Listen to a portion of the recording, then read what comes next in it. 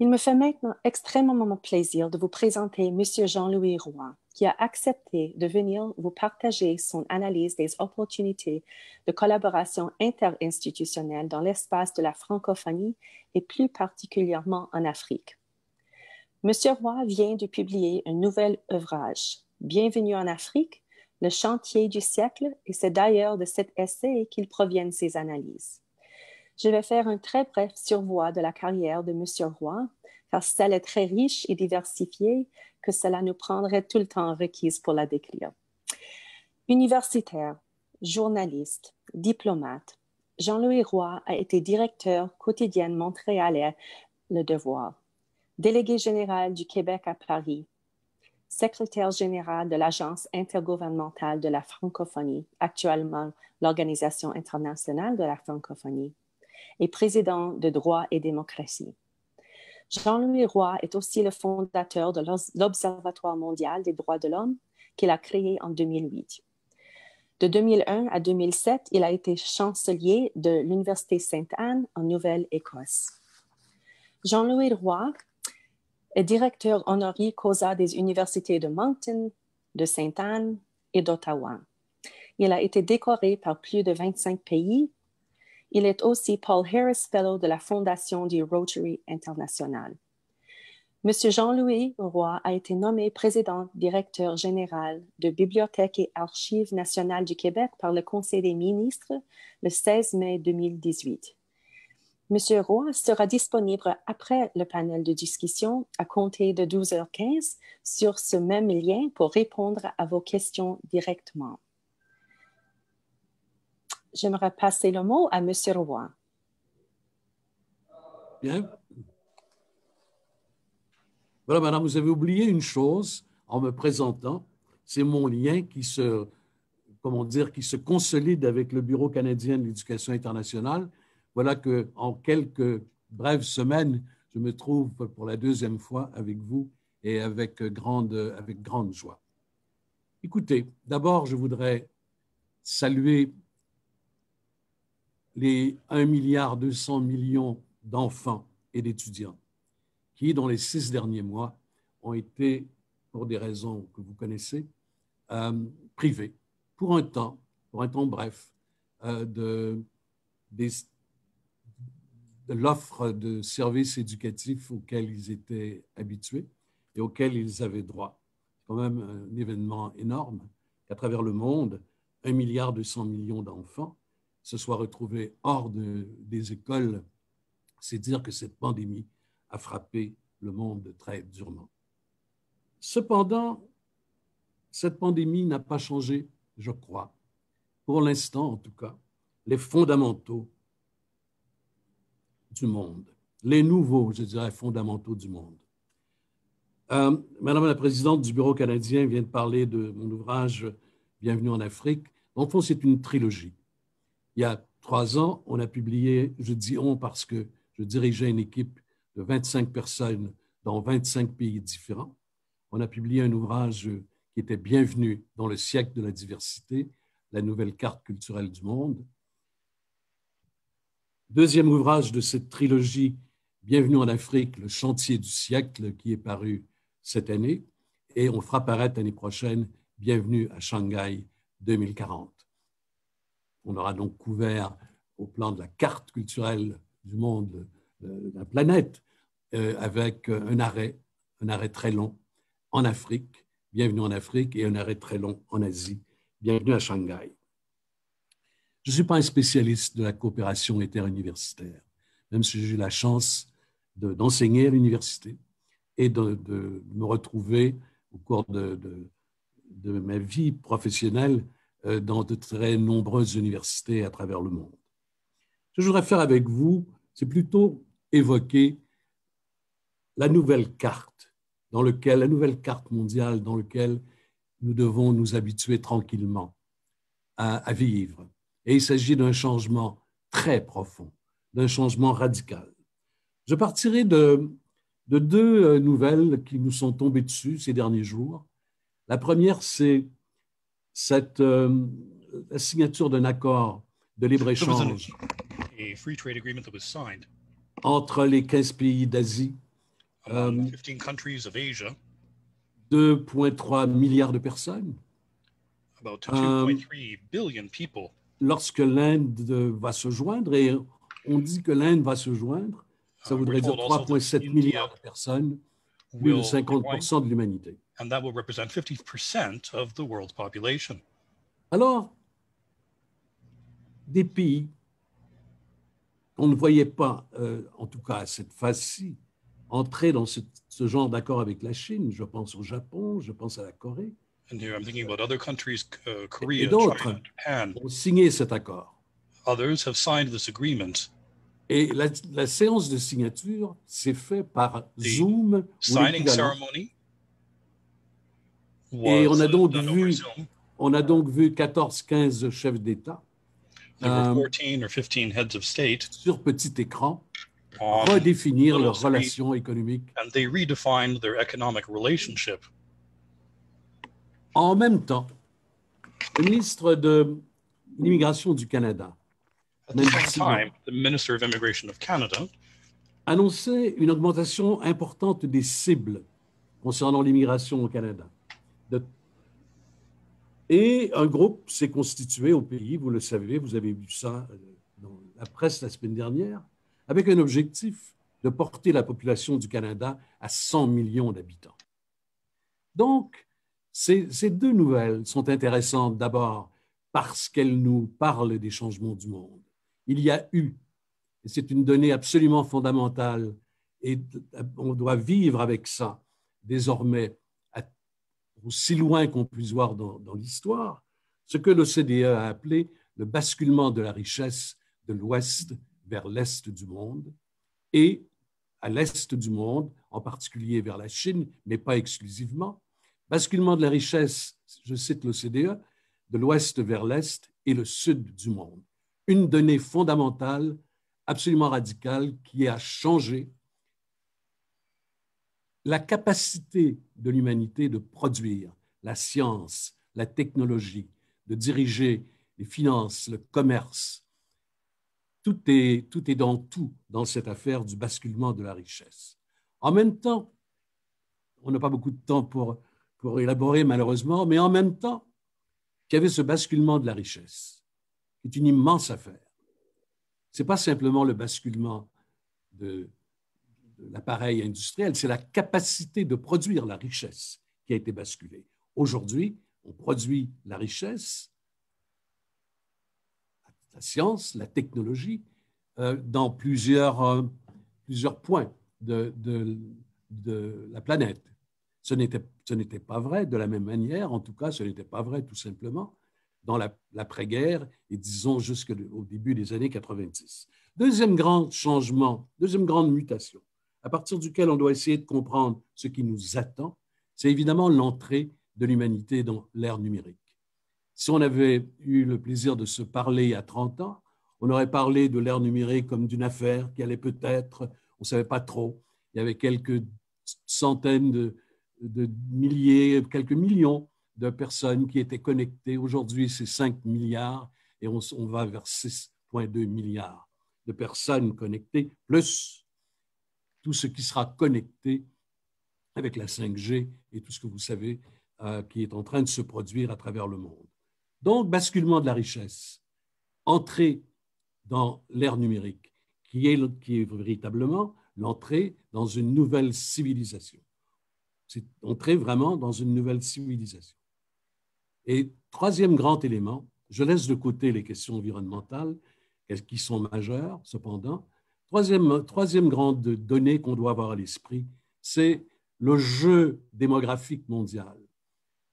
Dans 20 ans, 80% de la population du monde, en 25 ans, va être concentrée en Asie et en Afrique. 80%.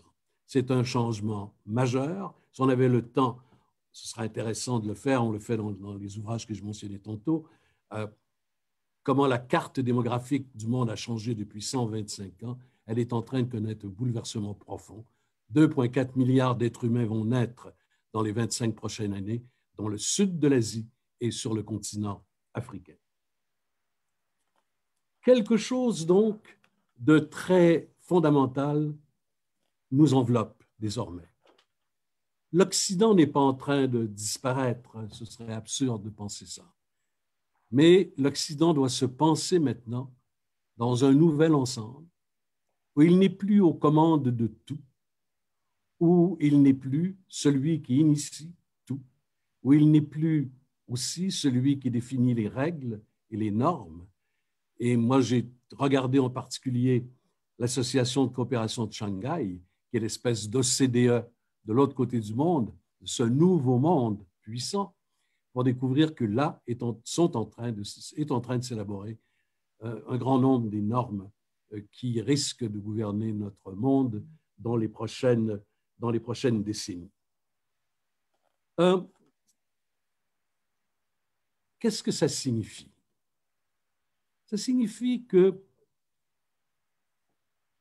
la nouvelle carte culturelle, la nouvelle carte démographique, la nouvelle carte technologique, la nouvelle carte financière, la nouvelle carte scientifique, font en sorte que nous sommes entrés dans un temps où les délibérations doivent changer, où les délibérations doivent profondément changer.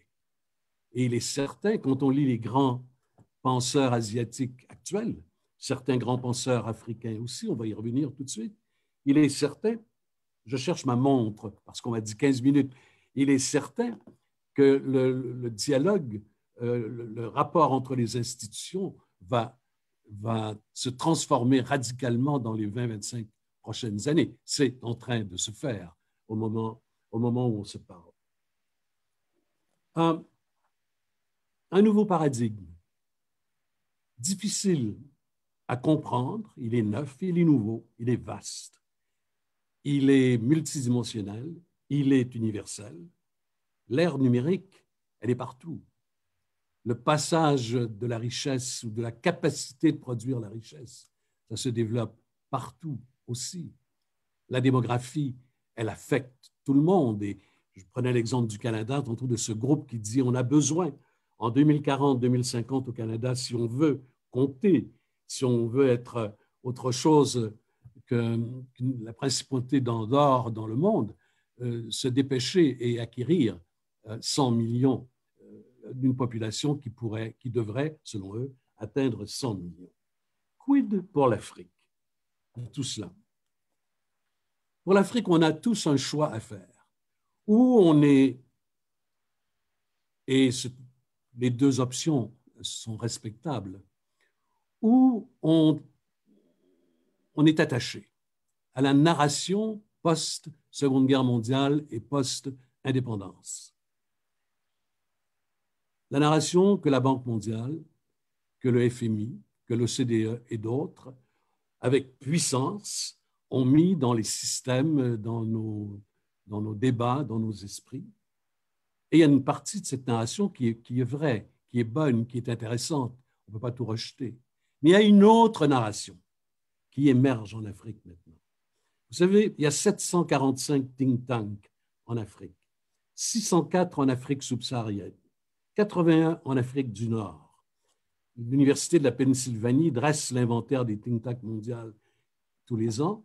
Et c'est l'inventaire, je tire mes chiffres de l'inventaire de 2018.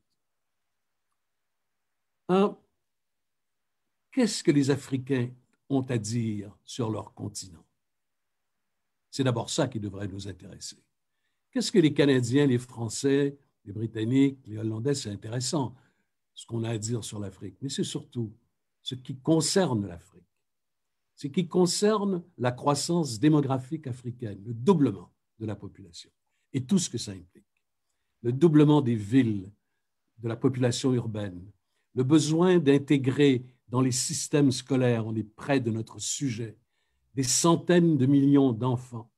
C'est d'abord les Africains qui vont régler ça.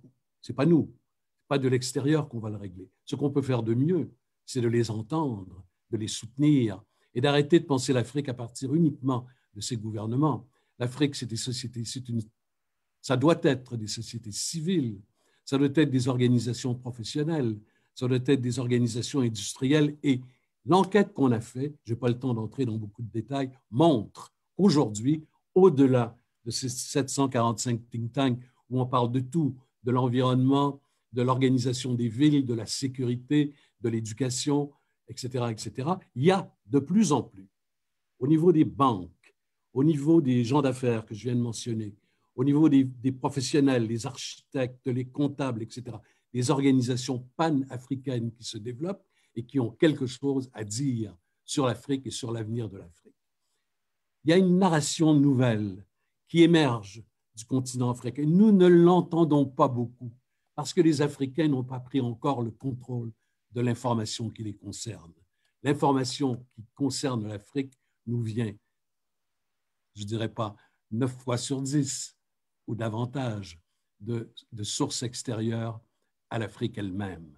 Et moi, je me félicite toutes les fois quand dans nos panels, on invite les Africains à nous raconter ce qu'ils ont à dire sur eux-mêmes, des gens qui viennent de la société civile, qui viennent du milieu industriel. Je pense par exemple, prenons 2, 3 exemples rapidement.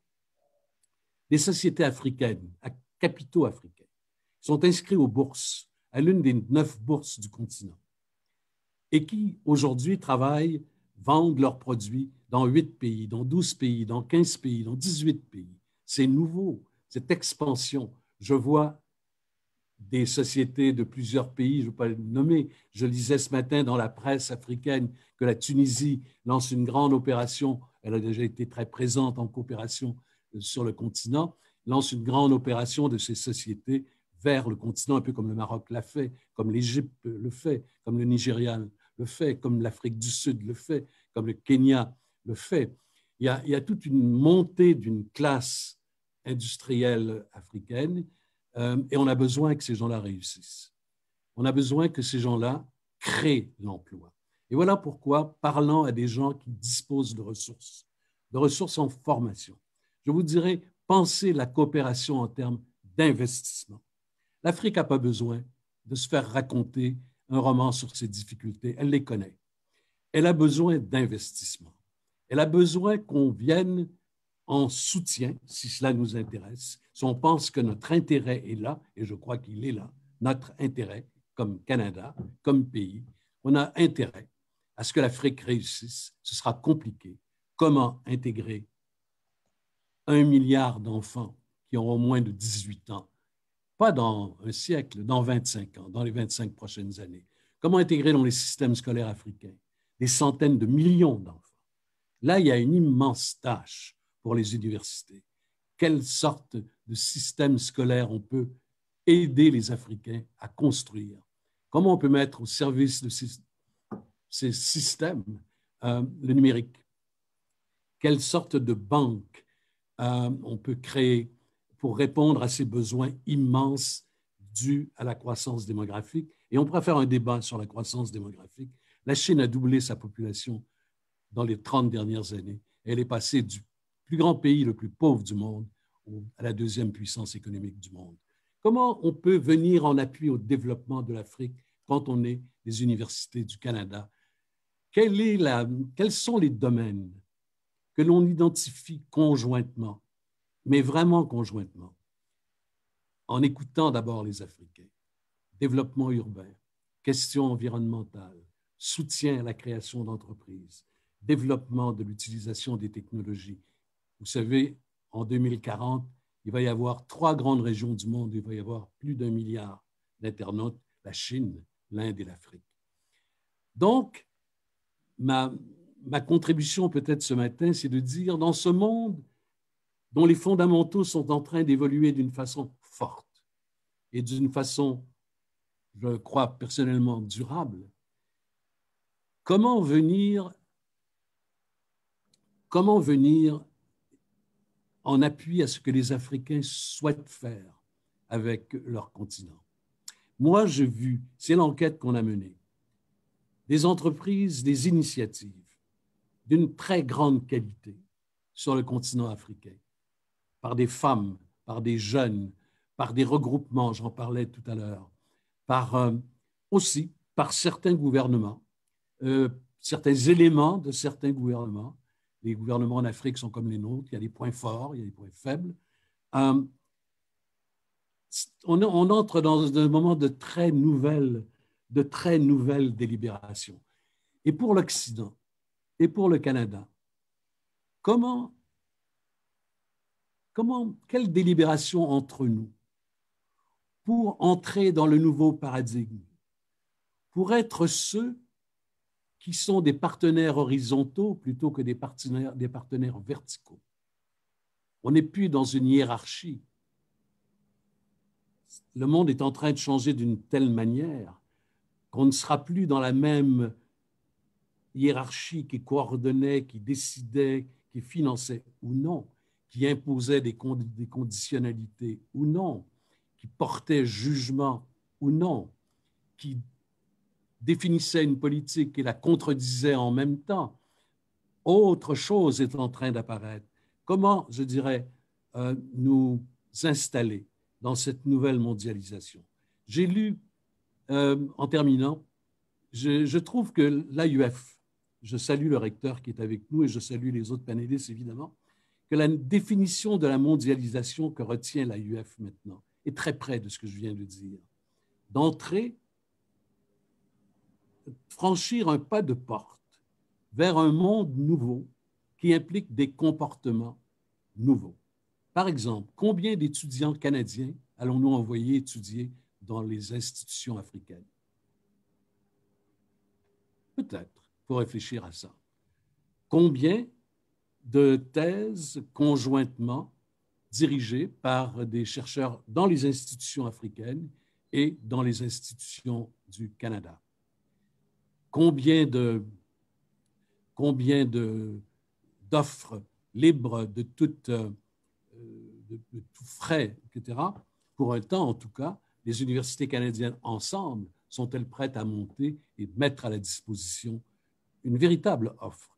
Quelque chose qui ressemble à ce que l'ACDI faisait quand l'ACDI construisait la route de la liberté au Niger sur des centaines et des centaines de kilomètres.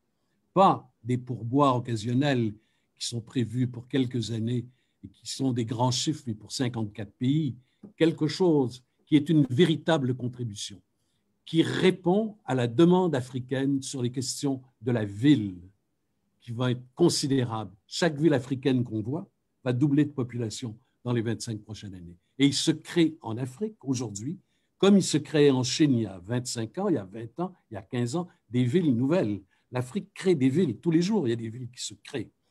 Dans le domaine de tout ce que ça implique, la ville, de sécurité, de services publics, de gestion, de gouvernance, d'habitation, d'énergie, d'accès à l'eau.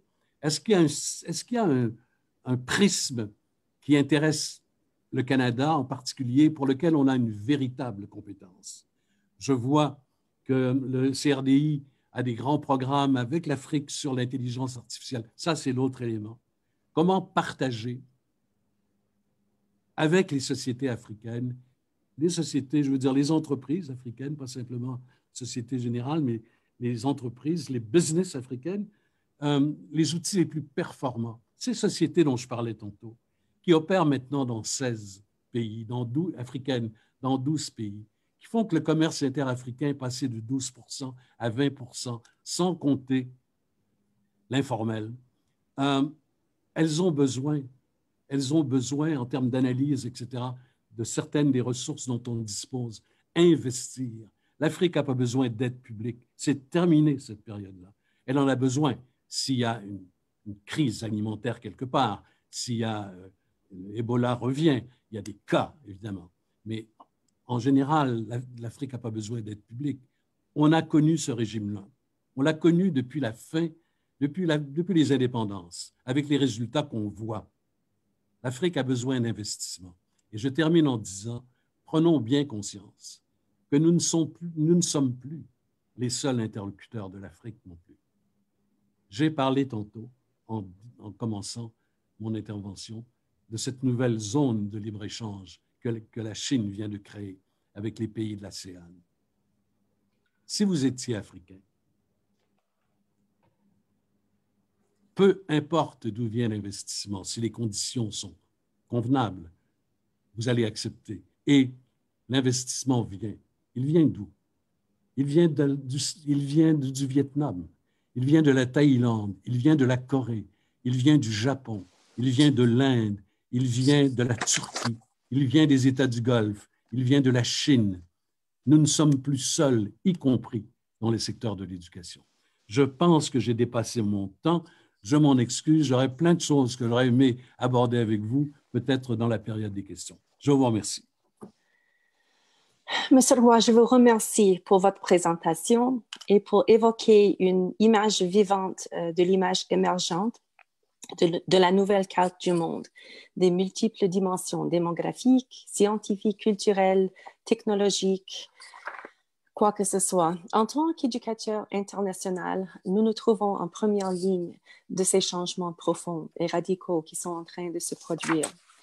Nous avons passé les 3 dernières journées de notre conférence à parler de notre rôle des gardiens de l'éducation internationale et de la responsabilité que nous avons d'aider à renforcer la résilience de la société. Et en particulier, que devrions-nous prendre en considération lorsque nous entrons dans ce nouveau paradigme, afin de pouvoir nous engager dans de nouvelles voies et des voies moins hiérarchisées qui recadrent fondamentalement notre approche au partenariat? Ce sont vraiment des questions très importantes. À ce moment, j'invite maintenant mon collègue Tony Tufik à ouvrir son micro pour présenter nos panélistes et notre modérateur pour que nous puissions continuer cette discussion. Merci, Monsieur Roy. Merci. Merci beaucoup, Monsieur Roy. Merci beaucoup, Madame Bessot. Donc, il me fait très plaisir de présenter les panélistes. Alors, comme première panéliste, je ne sais pas si les images vont suivre.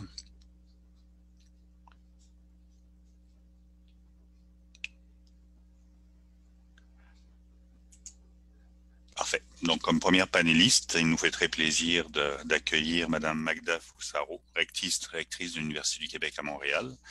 Donc, l'UQAM, créative, ouverte, dynamique, est une université de pointe dont le rayonnement est international. L'originalité et les caractéristiques propres de ses 300 programmes, ses activités de recherche ancrées dans les préoccupations sociales et ses innovations en création ont contribué à bâtir sa réputation. Située au cœur de Montréal, l'UQAM accueille plus de 39 000 étudiantes et étudiants et bien sûr est très présente au niveau de la collaboration interinstitutionnelle à travers le monde.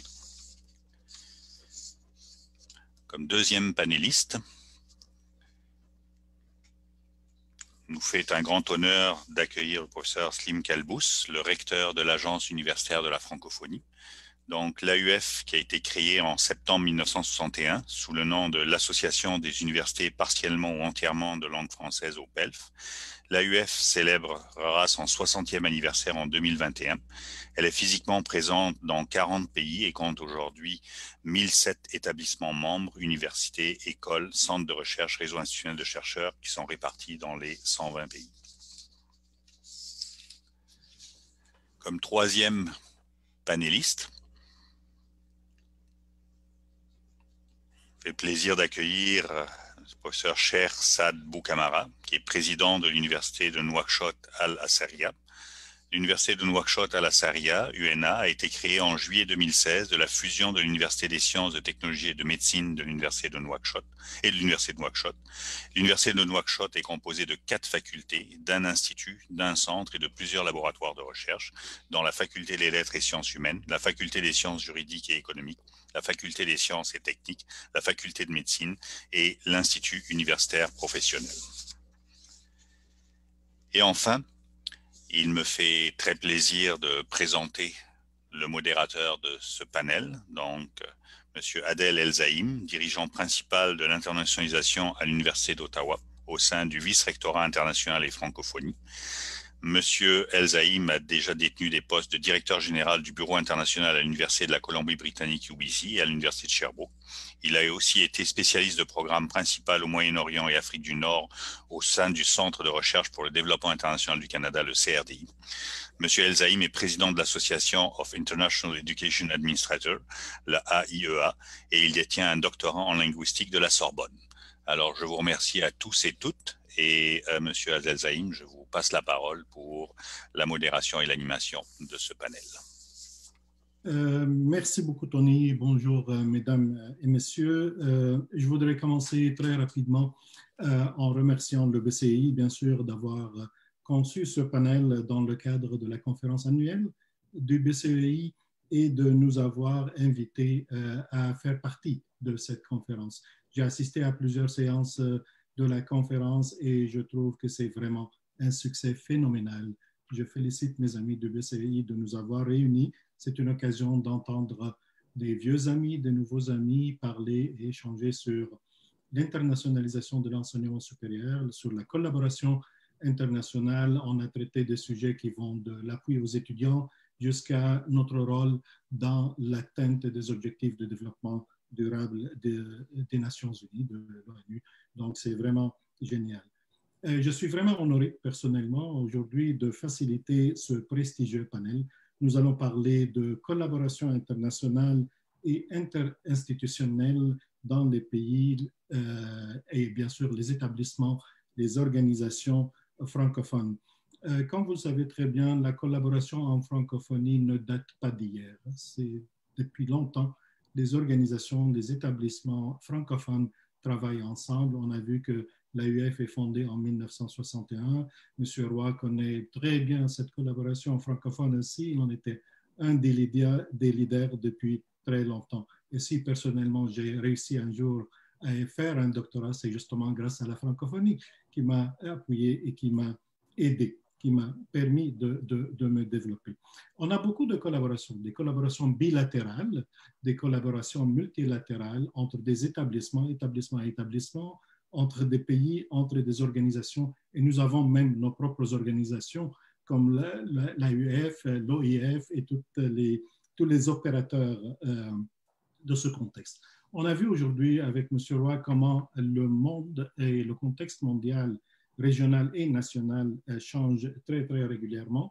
Il y a des pays qui, il y a quelques années, étaient des pays récipiendaires d'aide qui sont devenus maintenant des pays donateurs, et c'est à nous un peu de voir comment, dans le fond, toute cette évolution-là nous impacte comme francophones et comment on peut travailler plus ensemble. Nous avons vu donc ce que M. Roy a appelé des mutations, des changements dans le monde qui ont des impacts et des considérations très importantes sur nous comme établissement. On parle de francophonie et d'Afrique et je me permets juste de dire que la francophonie ne se réduit pas à l'Afrique et l'Afrique ne se réduit pas à la francophonie. La francophonie est partout dans le monde, elle est multinationale, internationale par définition et on le voit avec le millier et plus que 1000 établissements membres de l'AUF, mais aussi l'Afrique est multiple, l'Afrique est multilingue, multiculturelle et ce n'est pas un pays, c'est un continent avec beaucoup de cultures différentes. Venant moi-même de l'Université d'Ottawa, une université bilingue, multiculturelle, où on a des milliers d'étudiants de partout dans le monde, dont beaucoup d'Africains, je vois cette pluralité de cultures, de langues au quotidien. Donc, aujourd'hui, dans le prestigieux panel que nous avons, nous nous sommes posé la question de savoir comment, dans le fond, on va collaborer plus dans le futur, comment nos établissements, nos organisations peuvent développer plus de collaboration, quels nouveaux modèles, quelles nouvelles approches, quel est l'impact de ces mutations dans le monde sur nos collaborations avec nos partenaires dans la francophonie. On va commencer par une question à Madame Magda Fusaro, rectrice de l'UQAM. Si peut-être les caméras peuvent être ouvertes, je ne sais pas si les trois panélistes vont être là en même temps, mais ma toute première question s'adresse à Madame Fusaro. Et je voudrais voir avec vous, Madame, en tant que rectrice de l'UQAM, une grande université, bien sûr, québécoise et canadienne. Comment voyez-vous ces opportunités de collaboration auxquelles M. Roy a fait allusion tout à l'heure très rapidement, et dans une perspective où l'Afrique n'est plus un pays où tout simplement on fait ce travail nord-sud, mais c'est un pays où c'est un continent où les établissements ont aussi une contribution aux sciences et au développement international. Comment vous voyez donc ces opportunités de collaboration sud-sud et quel est l'impact sur vos collaborations? Je sais que l'UQAM est très impliqué aussi dans ces collaborations. Donc, j'ai hâte d'entendre votre point de vue, Madame Fusaro. À vous. Merci beaucoup. Donc, bonjour, chers collègues panélistes et chères participantes et participants. Donc, c'est aussi avec un grand plaisir que je vais essayer d'illustrer et de répondre à la question qui est posée donc par M. Elzaïm. Quand on m'a demandé de travailler sur cette présentation, je me suis dit quels sont les maîtres mots qui illustreraient la collaboration interinstitutionnelle dans le secteur éducationnel avec l'Afrique. Pour parler de l'Afrique, moi j'ai identifié 3 mots. I pour intérêt, I pour innovation et I pour investissement. Investissement au sens noble, vraiment. Donc ma courte présentation, je n'ai que quelques minutes, va être en lien avec ces 3 éléments. I pour intérêt, si on veut travailler avec l'Afrique, je dirais on le fait déjà. Et là, ce n'est pas la perspective de l'UQAM uniquement, mais bel et bien, je crois, la perspective d'une université membre des 18 universités du Québec et membre des 98, je crois, universités du Canada, où déjà de nombreuses collaborations ont cours, et ce depuis, oserais-je le dire, des décennies. Mais cet intérêt signifie pour moi 2 éléments, ou en tout cas, il prend la forme de 2 vrais grands éléments.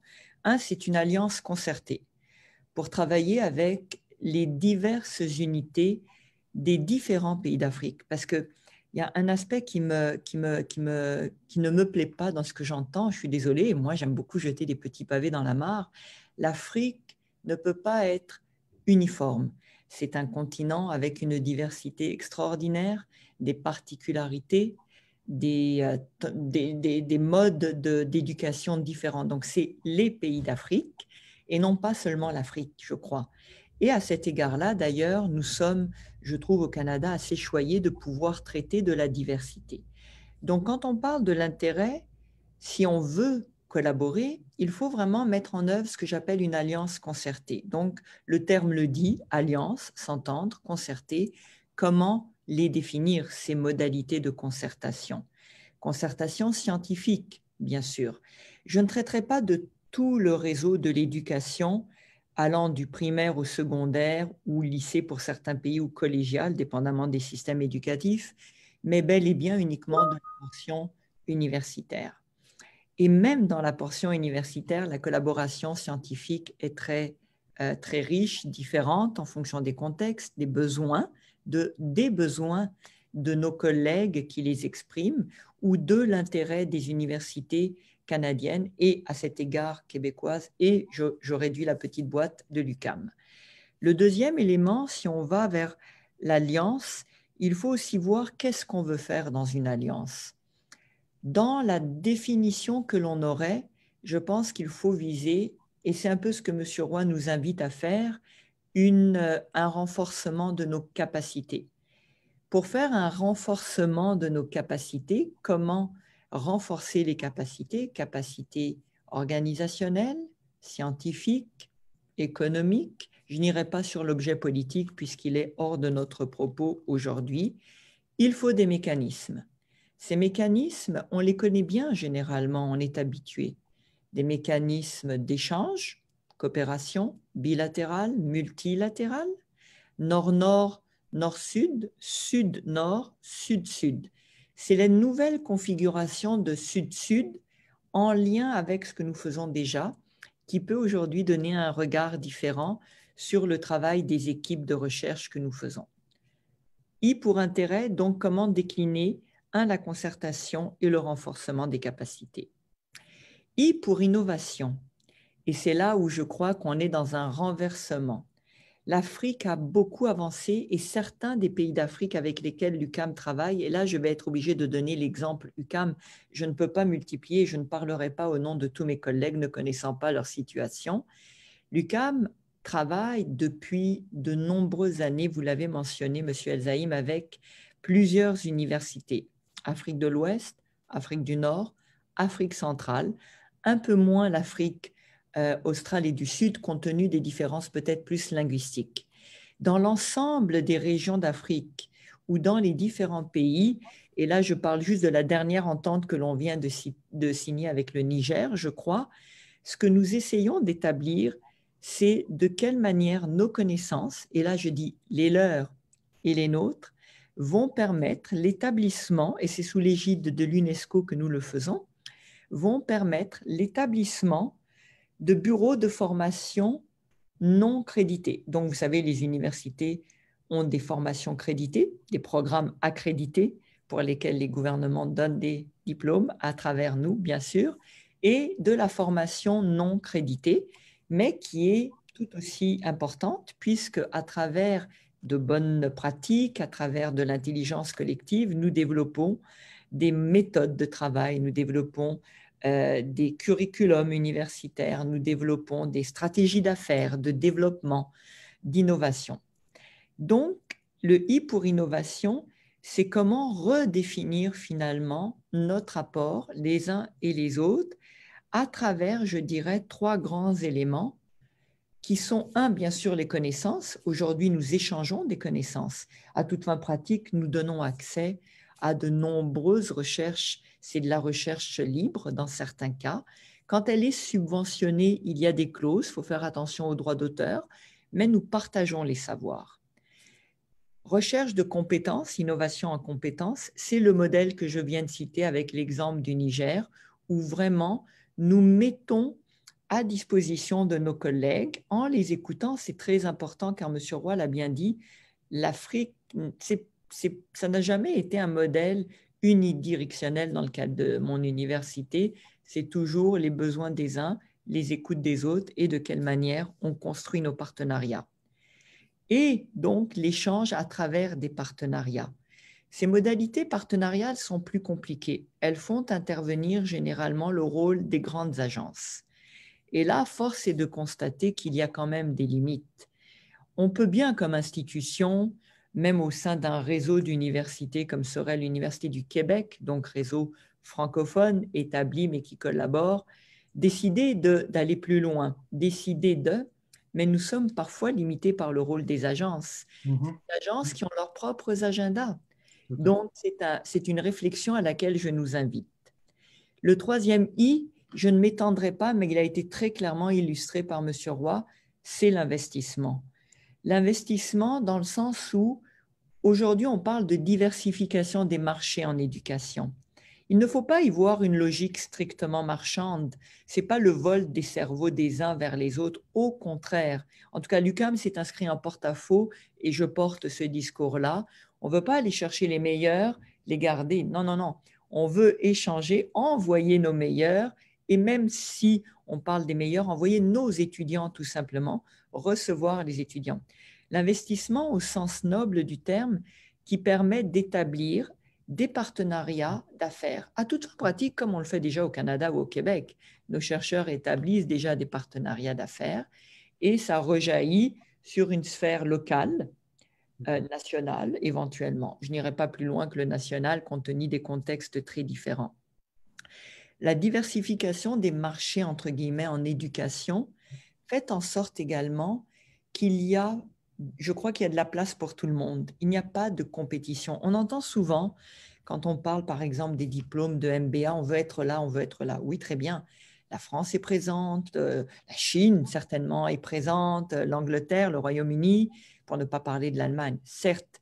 Mais il y a aussi une valeur de nos diplômes que nous partageons. Donc ça, c'est une discussion à laquelle nous invite également M. Roy. La dernière question à laquelle j'aimerais vraiment plutôt qu'on réponde, c'est comment nous, les pays du Nord, pouvons-nous apprendre des pays d'Afrique? Car c'est un peu cette invitation à laquelle on nous invite. Et je ne donnerai ici qu'un exemple. Il y a 5 ans, je n'étais pas rectrice. En fait, il y a même presque 6 ans, je suis partie en Afrique pour une mission de recherche en technologie de l'information. Donc, il y a déjà 6 ans. Est-ce que j'y ai découvert dépassait de loin ce que l'UQAM faisait? Est-ce que j'ai découvert dépassait de loin l'ingéniosité que nous mettrons à tenter de diversifier nos systèmes d'information? Le problème, c'est l'échelle, c'est les investissements financiers pour le faire à plus grande échelle, pour ne pas le faire pour un programme dans une école, parce que les pays que j'ai visités avaient des écoles et des universités, mais bel et bien à l'échelle d'une grande université avec, par exemple, 400 programmes. Donc, de créer des systèmes d'information qui supportent, pardonnez-moi l'anglicisme, l'ensemble. Et ça se fait déjà, cela se fait, mais cela mérite d'être développé. Je m'arrête là parce que je crois que j'ai moi aussi dépassé mon temps. Je suis dans les... Parce qu'on va justement parler du temps. On a encore deux grands panélistes. J'ai vraiment hâte de voir la perspective de professeur Boukamara et surtout la perspective de professeur Kalbous qui parle au nom d'un millier et plus d'universités. Pour votre information, on va être capable de prendre jusqu'à 12h15 à peu près, mais j'aimerais vraiment entendre les autres et essayer d'aller directement aux réponses. Donc, je voudrais adresser ma deuxième question à M. Boukamara. Vous dirigez une grande université en Mauritanie. Vous connaissez très bien sûr aussi les universités canadiennes et québécoises surtout. On aimerait beaucoup avoir votre point de vue dans le fond d'une perspective africaine et francophone. Selon vous, est-ce qu'il y a maintenant un ou des modèles de collaboration que vous suggérez de mettre en place et d'actualiser surtout entre les établissements et les organisations francophones? Nous voudrions voir de votre part et de votre expérience, si vous pouvez partager avec nous aussi des conditions peut-être de succès pour une collaboration future et futuriste. Monsieur Boukamara. Merci, monsieur le modérateur. Bonjour tout le monde. Je commencerai par remercier les organisateurs de ce panel pour m'y avoir invité. Je dis bonjour à tous les participants. Je suis à l'aise d'écouter mes prédécesseurs parlant de l'Afrique, ou plutôt parlant des Afriques. C'est un débat qui commence à occuper une certaine scène en Afrique et en dehors de l'Afrique, bien entendu. Et nous sommes conscients, j'allais dire, de l'évolution que nous observons aussi bien à notre niveau qu'au niveau du monde, en tout cas au niveau des universités africaines. Les débats auxquels j'ai assisté assez souvent portent sur les questions aussi bien soulevées par M. Roy que par Madame la rectrice. Pour les besoins de la réponse à votre question, je m'arrêterai sur 3 moments. Le premier moment, c'est ce que j'intitule le choc de la COVID-19. Le deuxième moment, c'est comment aller plus loin pour se conformer à l'intitulé du panel. Et le troisième moment, quel modèle de collaboration? Et je crois que c'est votre question, mais je la garde en dernier lieu. Oui, on va par contre prendre 5-6 minutes pour les 3 points. Ça vous convient? D'accord, pas de problème. Je dirais que le premier impact subi par la COVID, c'est l'arrêt brutal de ce qui est extrêmement important, en tout cas pour nous Africains, demandeurs de partenariat, chercheurs de formation, de stage, et également peut-être ayant une offre à travers laquelle nous pouvons accueillir un certain nombre d'intervenants, soit chercheurs, soit étudiants. Nous avons cette offre également et elle existe. Mais l'arrêt brutal que nous avons observé à peu près du jour au lendemain, parce que vous savez, la pandémie a tardé à venir en Afrique et on avait espéré en être épargné et que le monde en soit épargné pour qu'il y ait un traitement ou un vaccin beaucoup plus vite que ce qu'on observe aujourd'hui. Mais il y a eu cet arrêt brutal. Seulement, il y a eu un déclic tout de suite. C'est que les modalités qui étaient déjà relativement bien assises en termes de collaboration ont été converties par ce sur quoi M. Roy a beaucoup insisté, c'est sur cette révolution numérique. Alors, qui nous a permis justement de convertir des activités, des programmes, voire des projets entiers, alors de les convertir en numérique, tout de suite, alors qu'elles étaient prévues en temps normal, en présentiel. Et ça, c'est extrêmement important. Pour aller plus loin, j'ai un certain nombre de questions, il me semble, qui se posent. Alors, comment préserver et consolider les acquis, notamment en ce qui concerne les cadres juridiques, conventions, protocoles et accords, et les projets qui étaient en cours avant la COVID et comment les adapter à la nouvelle situation. Deuxième question, comment assurer la flexibilisation des divers calendriers académiques et pédagogiques et administratifs pour permettre aux décideurs d'optimiser les partenaires qu'ils gèrent et aux chercheurs et enseignants de poursuivre leurs travaux et assurer leur enseignement dans les meilleures conditions. Troisième question, quels outils créer pour préserver la scolarité des étudiants en situation de mobilité, de co-tutorat ou de stage? Parce que ça a posé problème. Certains établissements, ou presque tous les établissements ayant fermé, effectivement, il y a eu cette situation de flottement d'étudiants qui sont en formation. Quatrième et dernière question, comment pérenniser la coopération interuniversitaire à distance, notamment en ce qu'elle peut constituer à l'avenir un substitut réactif, efficace et moins coûteux aux formes de coopération d'avant la pandémie. Et je m'en vais, monsieur le modérateur, directement à répondre à votre question. Les formes de collaboration. Alors moi, je dirais très classiquement que les formes de collaboration ne peuvent reposer que sur des cadres concertés entre institutions universitaires et organes de coopération francophones, notamment pour que ces cadres, justement, définissent les objectifs, les intérêts et renforcent ce que je viens d'évoquer, c'est-à-dire des réseaux numériques. En tout cas, c'est ce qui s'offre pour le moment.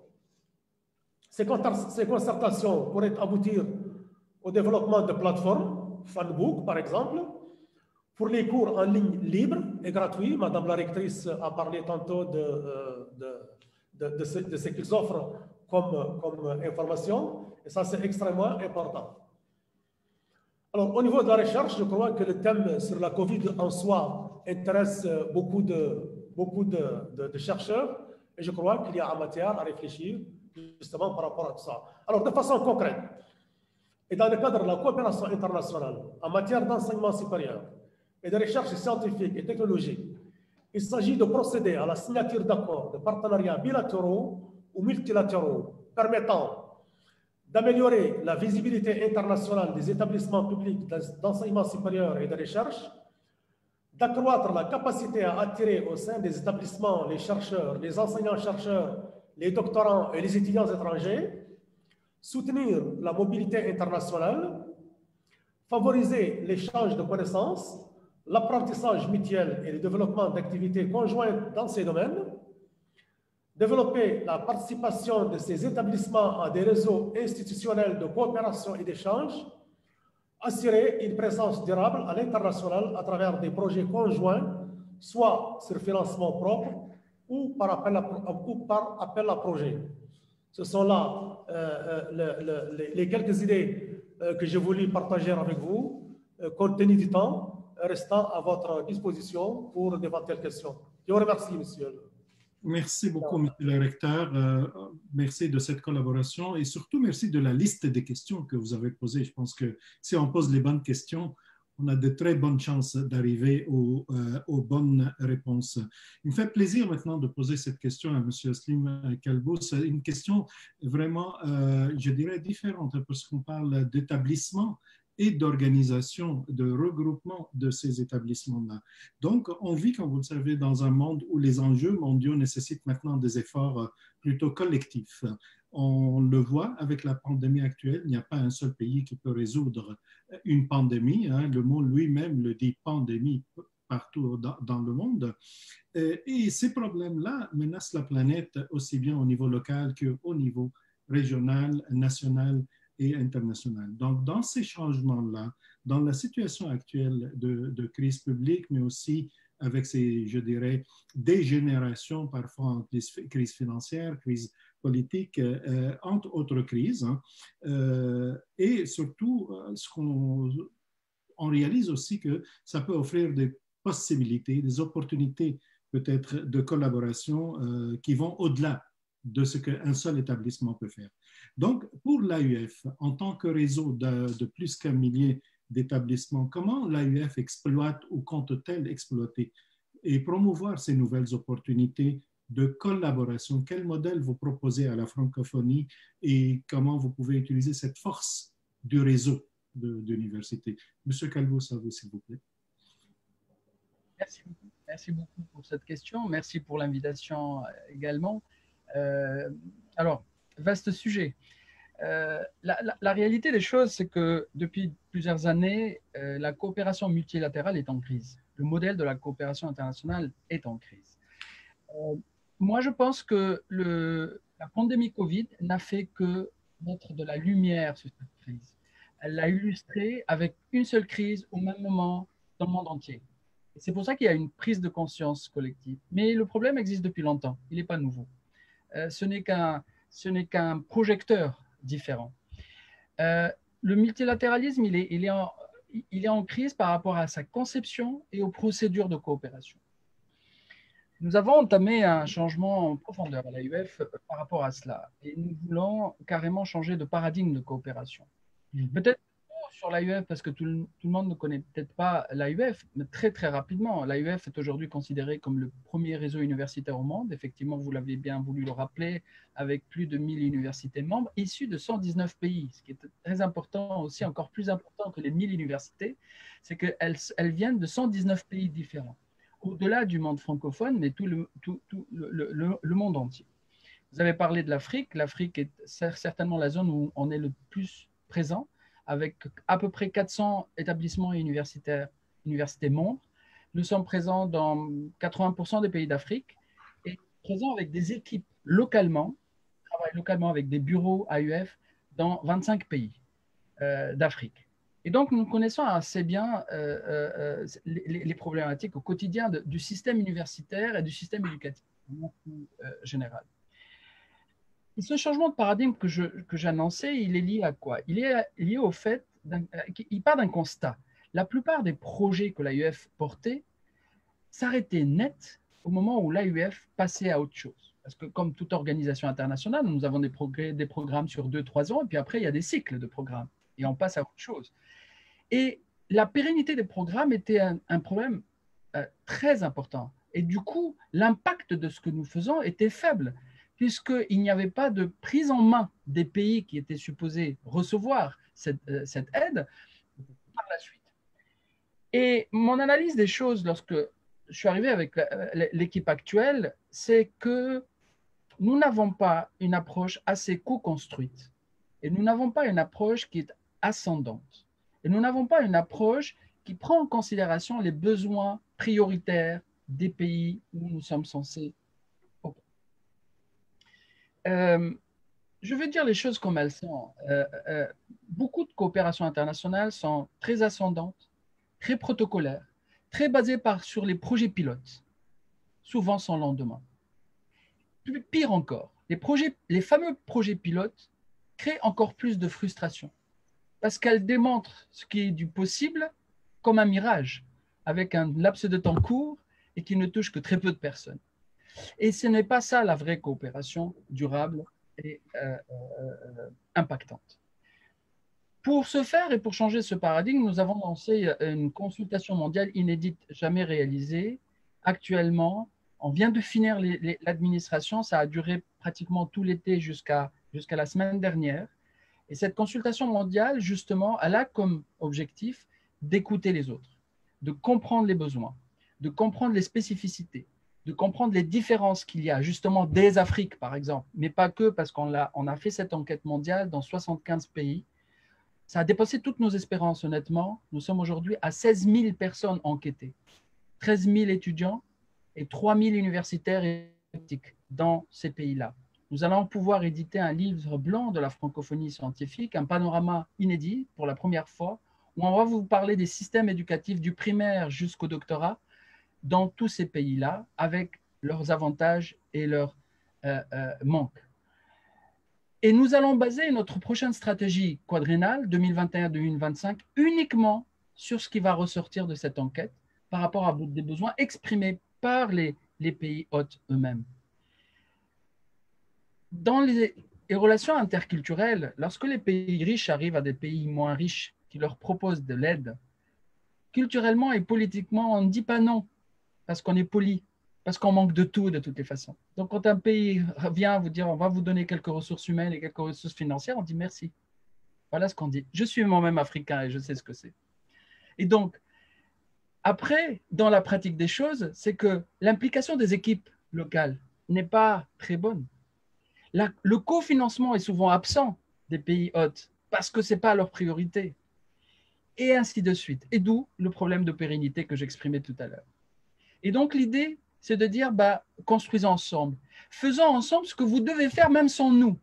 Parce que les pays ils doivent se développer par eux-mêmes. Nous, on n'est que des accompagnateurs. Et donc, si on les aide à mieux faire ce qu'ils devaient faire déjà, ce qu'ils vont eux-mêmes financer, ce qu'ils vont eux-mêmes considérer comme prioritaire, ce qu'ils vont eux-mêmes impliquer comme équipe et comme ressources, nous serons, je pense, un peu plus efficaces. Ça, c'est la philosophie de départ. Je vous donne un exemple concret pour finir mes propos. Un sujet brûlant, un sujet souvent polémique et qui ne devrait pas l'être, c'est la fuite des cerveaux. Appelez mobilité internationale au nord, appelez fuite des cerveaux au sud. C'est le même problème, c'est la même chose. Pourquoi? Parce que souvent, on parle d'un seul aspect de cette fuite des cerveaux. On parle de la fameuse inadéquation formation-emploi. D'ailleurs, c'est un problème occidental, c'est un problème des pays du Nord. Et cette inadéquation, elle est vraie. C'est vrai qu'elle existe. C'est vrai qu'il faut travailler là-dessus. Et on travaille là-dessus depuis 20 ans, ça ne change pas grand-chose. Ça améliore un peu, mais ça ne change pas grand-chose. Il faut continuer à le faire. Mais ce n'est pas la vraie raison. Quand on a fait notre diagnostic, nous, alors, regardons l'exemple africain.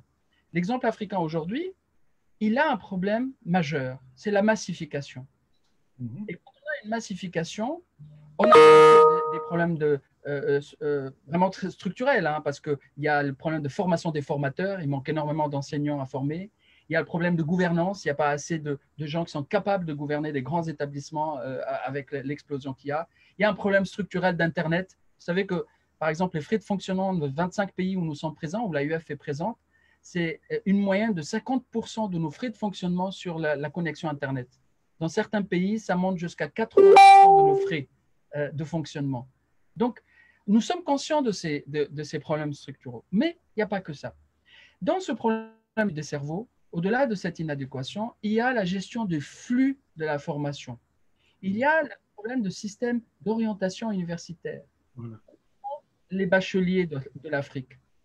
Il y a deux aspects. Il y a un aspect quantitatif et un aspect qualitatif.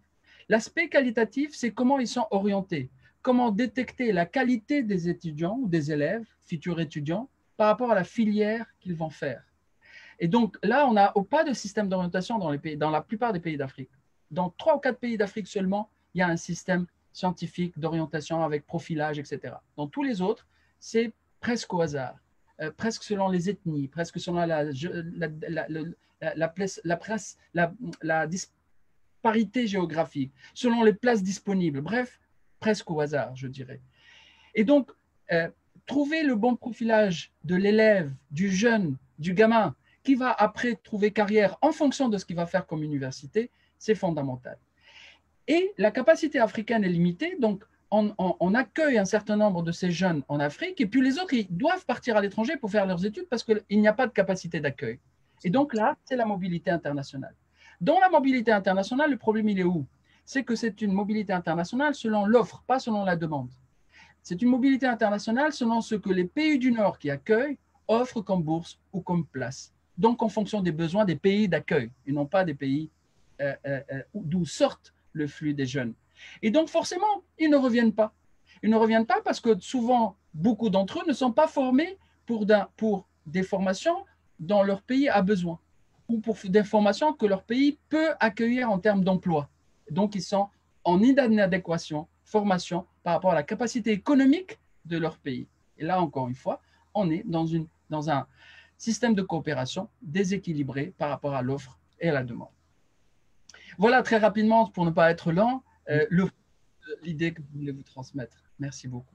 Merci beaucoup, M. Calbous. Malheureusement, le temps file et j'aimerais beaucoup avoir beaucoup plus de temps que ça avec tout le monde. J'ai envie juste de sortir un petit peu du programme et de donner 1 minute à chacun parmi vous, 1 minute pour nous donner l'idée qu'il faut garder. Peut-être aujourd'hui, ça va être très difficile. Vous avez fait des participations ou des contributions super riches. J'aimerais peut-être demander dans cet ordre, le même ordre que tout à l'heure, mais j'aimerais finir avec M. Roy tout à l'heure.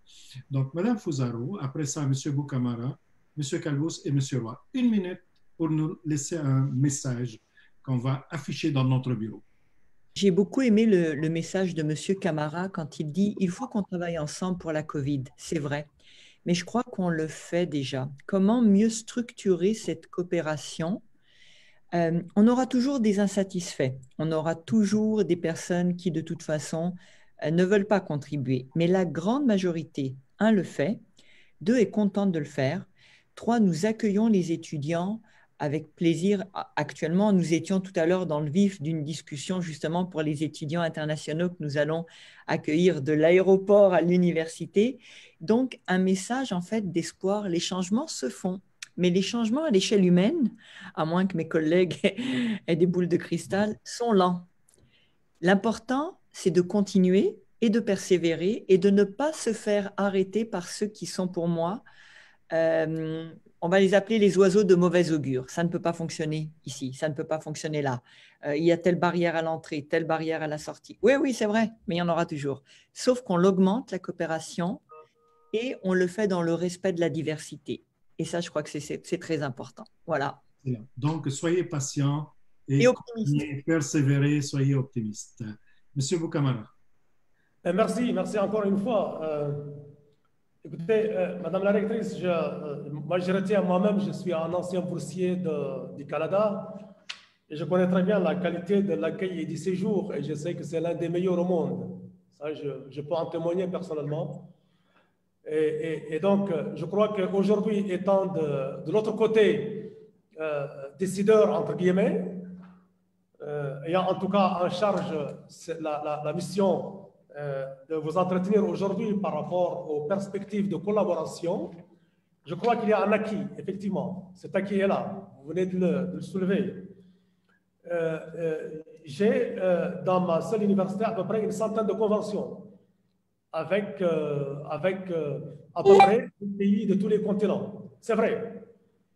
Mais le portage lui-même, il est assuré généralement par des labos, par des unités, par des chercheurs, selon leurs propres intérêts.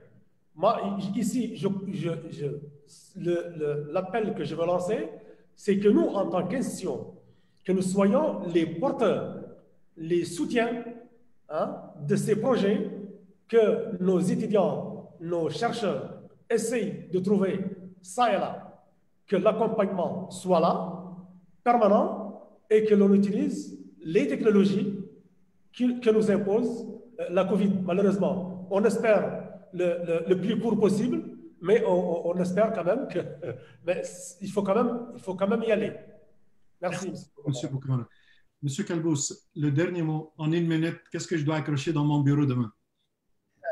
D'abord, je voudrais juste, avant la phrase de conclusion, comme vous me demandez, saluer chaleureusement et l'UQAM et l'Université de Nouakchott, parce que ce sont 2 universités membres du réseau AUF, très actifs dans le réseau AUF, et donc qui ont leur poids, l'un en Afrique, l'autre en Amérique, sur ce que fait la francophonie scientifique, et donc les saluer à ce titre. Alors, écoutez, moi c'est très simple. Pour moi, par rapport à notre sujet, pour que la coopération interinstitutionnelle en éducation soit impactante et pérenne, il faut qu'elle soit co-construite et ascendante et qui donne lieu à une stratégie différenciée. Voilà. Merci beaucoup, M. Calbous. Monsieur Roy, vous nous avez inspiré. On vous a inspiré, j'espère. Donc, dites-nous en quelques... Monsieur le Président, il y a tellement de concepts qui viennent de nos 3 amis là. Moi, je retiendrai, il me semble que la rectrice de l'UQAM et le recteur de l'AUF ont dit à un moment donné à peu près la même chose quand la rectrice a évoqué ce que les Africains peuvent nous apprendre et que le recteur a fait référence à l'enquête considérable que l'AUF vient de conduire à travers le monde. J'ajouterai une couche à ça. Oui, c'est sûr, et vous l'avez dit, monsieur le recteur, dans des termes terribles, entre l'offre et la demande. Ce que vous avez dit là a l'air léger comme ça, mais c'est un changement radical, ce que vous venez de dire. Moi, je dirais que j'ai besoin d'une minute et demie. Je dirais que ce qu'on peut apprendre doit aller beaucoup plus loin que les changements que moi j'ai évoqués. Tout ne viendra plus maintenant des bords de la Méditerranée. Les valeurs, les références, les systèmes, on devra composer avec des valeurs, des références, des systèmes de la mer de Chine et de d'autres grandes régions du monde. Et là, il y a un grand travail que les universités doivent faire. Moi, j'ai aussi, je vais beaucoup réfléchir à partir de ce qu'on pourrait appeler vite entre nous le nouveau multilatéralisme. C'est pour ça que j'ai peu parlé de la francophonie. Il me semble qu'elle est dans un cycle de réinvention d'elle-même et que c'est difficile aujourd'hui d'en dire des choses un peu convenables. On est plutôt en réflexion. Je terminerai en disant que sur l'Afrique ou les Afriques, j'aurais peut-être aimé entendre et j'aurais peut-être moi-même pu dire davantage l'urgence. 1,2 milliard de personnes dans les 30 prochaines années de plus, dont la majorité seront des jeunes, évidemment. Il y a là quelque chose qui fait que les coopérations, même redéfinies, etc., vont être insuffisantes par rapport à l'immense travail que les Africains ont à faire pour accueillir et faire vivre correctement ce 2,4 milliards d'habitants du continent. Merci. Merci beaucoup, M. Roy. C'est vraiment dommage qu'on soit obligé d'arrêter là où on est aujourd'hui. Je pense qu'on vient juste de commencer la discussion et de construire ou co-construire ensemble. Mais on va continuer. Moi, j'ai beaucoup appris de vous tous et toutes aujourd'hui. On a parlé, bien sûr, d'approches différentes. On a parlé de francophonie et d'Afrique, de francophonie et de plusieurs pays africains, des contextes différents, perspectives, établissements, donc universités, mais aussi réseau d'universités et un penseur et un expert comme vous, Monsieur Roy, vous avez une vue exhaustive et compréhensive peut-être de la chose. Moi, j'aurais beaucoup aimé entendre aujourd'hui, mais je pense que vous avez tous fait allusion à cela, le changement de passer d'un projet à une durée déterminée avec un budget précis et des objectifs précis à la co-création de connaissances. Et je mettrai ce mot sur la table. Je pense que nous avons dorénavant besoin de réseaux de collaboration et de chercheurs qui travaillent ensemble de façon pérenne, de façon beaucoup plus longue, plutôt que sur des budgets et des courts termes. Des réseaux, des approches réticulaires ou réseautiques, ce n'est pas facile parce qu'il faut changer un peu de paradigme et même de façon de faire nos budgets. Mais tant qu'on ne met pas de réseau qui met tout le monde ensemble, qui met tout le monde au niveau quand même de collaboration et d'échange ensemble, je pense qu'on ne sortira pas de projets pilotes et de projets à court terme. Je maintiendrai aussi le besoin de changer même ce paradigme nord-sud, sud-sud, sud-nord, etc., vers un paradigme de réseau. Parce que M. Roy nous a dit que la Chine, l'Inde et l'Afrique, mais nous ne sommes pas là-dedans. Si on continue à travailler comme ça de façon top-down et bottom-up, on oublie les autres. Donc, si on veut notre place, c'est des réseaux mondiaux de collaboration que nous avons besoin, des réseaux mondiaux de co-création, d'expertise, de co-création, de savoir sur le long terme et pas sur le court terme. Et l'investissement auquel on est appelé, nous comme université, c'est, on n'a pas d'argent à investir, mais je pense qu'on a du capital humain, on a des savoirs, on a des connaissances qu'on peut bâtir et qu'on peut investir là-dedans. Je vois Larissa et je prends donc tout de suite l'occasion de vous dire à tous et à toutes, Madame la rectrice, Monsieur le recteur, Monsieur Roy, un très, très grand merci de votre collaboration, de votre générosité à partager avec nous. Merci au BCI d'avoir organisé ce panel et de m'avoir invité moi personnellement. Je me considère toujours un enfant de la francophonie. Hein? Étant libanais, bien sûr, je parlais français et c'est le français qui m'a fait voyager dans le monde. Donc, je me considère vraiment comme un enfant de la francophonie. Merci beaucoup et j'espère vraiment que le BCI nous invitera l'année prochaine. Au revoir. Bien sûr, Adel. Merci. Je voudrais aussi remercier Cheikh Sadbou Kamara, vous, Adel, Magda Foussaro, Slim Khalbous et Jean-Louis Roy pour cette riche discussion, vraiment riche. Je voulais également vous rappeler que M. Roy sera disponible après la discussion sur ce même lien pour répondre à vos questions. Si vous avez le temps, on vous invite à rester avec nous. Et j'espère que demain, vous pourriez vous joindre à notre Assemblée générale annuelle du BCEI qui aura lieu à 11h. Je souhaite tous nos délégués et nos panélistes une excellente journée. Merci pour votre attention. Merci. Merci beaucoup. Merci beaucoup. Merci à tous nos panélistes. Merci, Madame Bessot. Donc, je vais rester pour faciliter la discussion et en tout cas les questions que vous pourriez avoir à poser à Monsieur Roy. Alors, je vous inviterai à cliquer sur l'icône « Lever la main » et à ce moment, on pourra vous donner le micro ou alors à poser votre question dans l'outil chat et à ce moment, je pourrai lire la question à Monsieur Roy. Et Tony, il y a déjà une question dans le Q&A. Oui, tout à fait. Alors, la première question, Monsieur Roy, vous mentionnez la migration de la richesse des zones traditionnellement historiques vers des nouvelles zones.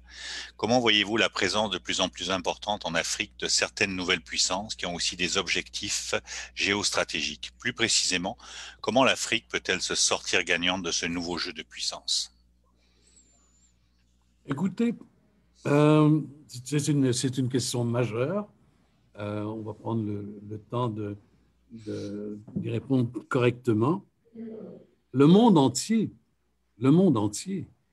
est l'objet de l'intervention de ces nouvelles puissances. La Chine n'investit pas en Afrique. La Chine investit dans le monde entier. Elle investit en Amérique latine massivement.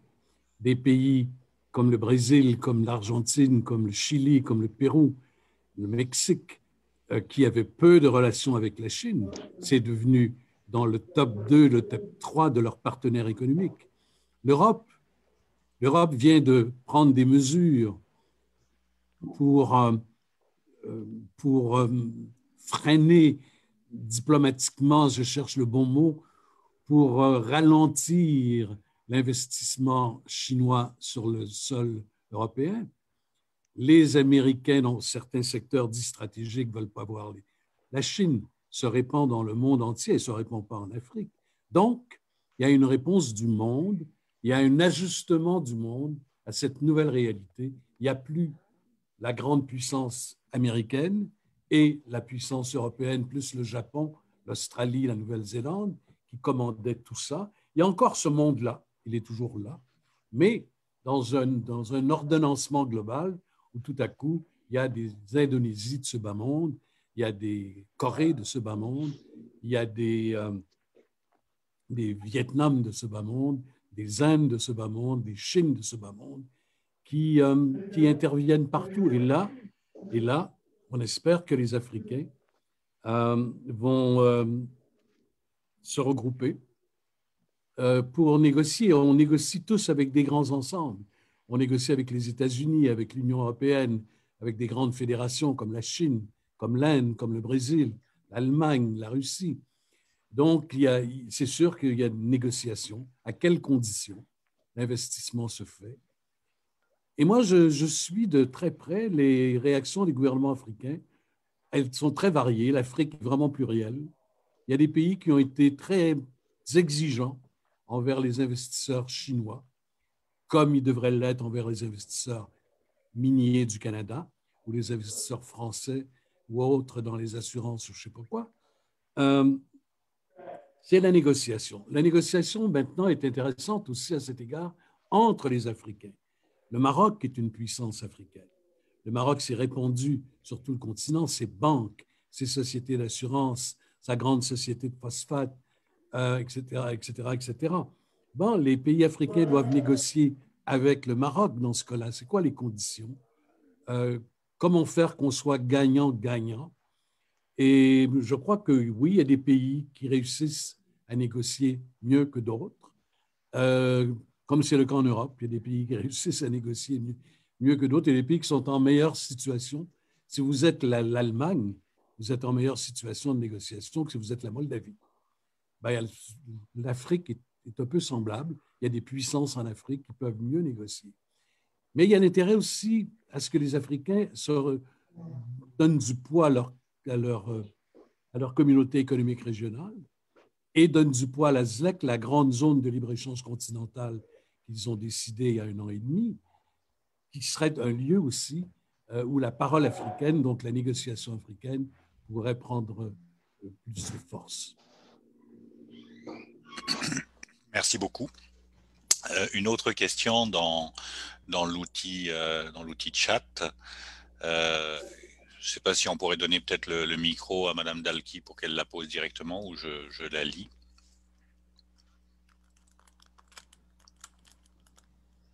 Bon, je peux la lire.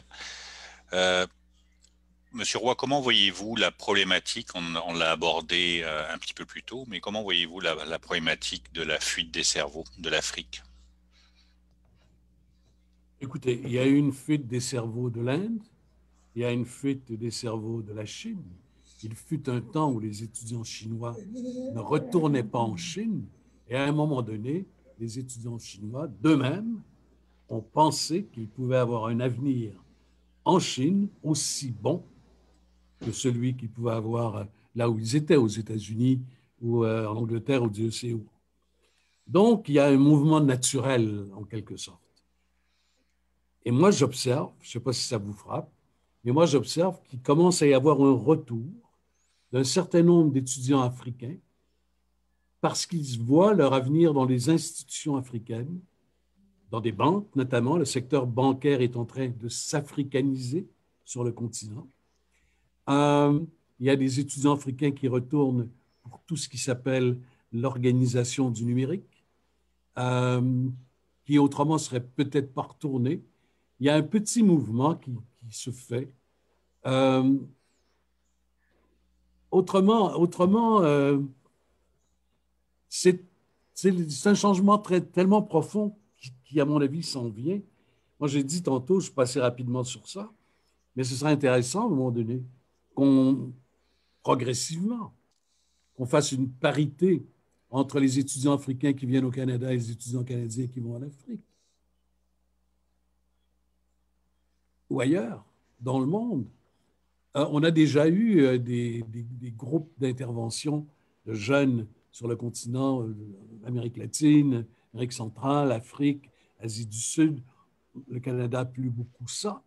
On est peut-être en train d'être dans un vide à cet égard qui pourrait être compensé par la montée progressive d'une parité dans les échanges d'étudiants.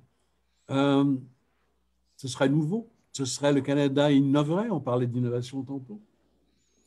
Ça ferait que certains étudiants canadiens, savez-vous quoi, resteraient en Afrique, trouveraient leur avenir en Afrique, et certains étudiants africains trouveraient leur avenir au Canada. On est encore dans le vieux monde postcolonial, où on part du sud, on vient vers le nord. Ça, à mon avis, ça va s'estomper. Ce n'est plus vrai déjà pour une grande partie de l'Asie. Ils sont sortis du monde postcolonial. L'Afrique, tranquillement, beaucoup dans les esprits des plus jeunes maintenant, de d'autres aussi, certains écrivains, intellectuels, politiques africains qui frappent à cette porte-là pour qu'on sorte du postcolonial et qu'on entre dans une relation beaucoup plus fluide qui va du nord vers le sud, du sud vers le nord et qui est horizontale plutôt que verticale, comme je disais tantôt. Verticale, c'est qu'il y a des niveaux. Si vous n'êtes pas à un bon niveau, vous êtes à un niveau inférieur. Horizontal, c'est autre chose. Et c'est un gros changement dans les esprits, dans la conception des choses, dans l'organisation des échanges et dans la gestion des résultats. Voilà. Parfait. Non, tout à fait. Je rejoins vos propos. Il faut quand même aussi une certaine volonté politique des pays en Afrique pour le retour de cette diaspora de la connaissance qui est ailleurs. Et on voit l'exemple actuellement, je pense, au Rwanda, où on a une très forte diaspora qui est en train de revenir pour réinvestir dans le pays et s'investir dans le pays. Oui. Je pense que j'ai vu que Kimberly avait une question. Oui, bonjour. Un grand merci pour cette excellente présentation, Monsieur Roy, et merci aux panélistes. Vous me faites beaucoup réfléchir et j'espère que le BCEI mettra de l'avant d'autres occasions de vous écouter. Pour moi, cet événement pourrait durer 4 heures et je n'aurais pas de problème. Donc, tantôt, les panélistes ont parlé d'être patient et optimiste. Et j'aimerais savoir, donc, dans un contexte de mobilité internationale, au niveau personnel, en tant qu'individu, comment justement on peut avoir cette patience et optimisme tout en étant à la fois acteur proactif de décolonisation? Écoutez, est-ce que c'est patient, est-ce que c'est optimiste ou est-ce que c'est à la recherche d'un équilibre? C'est sûr que si on apprécie, restons en Afrique, si on apprécie les événements des pays africains, des régions du continent, uniquement et toujours de l'extérieur, donc via une représentation, qui est souvent d'ailleurs faite par des étrangers du continent, on va désespérer. Mais si on est là-bas, si on va là-bas, si on assiste à certaines grandes manifestations, notamment technologiques, scientifiques. Moi, j'étais au Webfest d'Abidjan, où il y avait des milliers de jeunes qui ont créé des startups à travers l'Afrique, utilisant les technologies les plus avancées. J'ai vu la même chose au Cameroun. Donc, je ne sais pas si on devient optimiste, mais on voit un peu, la totalité. Je vais vous donner un exemple à partir de Montréal. Moi, je vous parle en ce moment de la Grande Bibliothèque. La Grande Bibliothèque, quand je tourne mon regard, je regarde à travers ma fenêtre, je vois un hôtel qui est là et qui vient d'être converti pour les sans domicile fixe. Ils vont en accueillir 380 éventuellement. Ils en accueillent 200 maintenant. Donc, quand je regarde la grande bibliothèque, je vois la richesse des lieux, la beauté des lieux, l'accumulation et je tourne la tête et je vois ça de l'autre côté de la rue. Je me désespère en regardant d'un côté et j'espère en regardant de l'autre côté. La présence, le fait d'être associé aux événements, de voir les personnes, de voir leurs doutes, de voir leur enthousiasme, leur réussite, aussi leur échec, leurs difficultés. Ça permet de sortir de vision absolue. Tout va bien, tout va mal, rien qui se passe, c'est un retard qui ne pourra jamais être comblé, ou la vision un peu jovialiste de l'Afrique. Ah, ils ont des pratiques sociales qui font qu'il n'y a pas de pauvreté, la famille voit tout et tout. Il faut sortir de ça et essayer de connaître. Et c'est compliqué et c'est long. Parce que ce n'est pas les mêmes systèmes de référence, ce n'est pas les mêmes systèmes de valeurs, ce n'est pas le même type de solidarité. Donc, l'idée, c'est peut-être pas d'être optimiste, l'idée, c'est de se dire comment les gens réussissent à vivre quelle est la cohérence de leur vie, quelle est pour eux, les avancées, qu'elles soient petites ou plus significatives. On vient tous de familles au Québec où on était les premiers diplômés. On était les premiers à aller à l'université.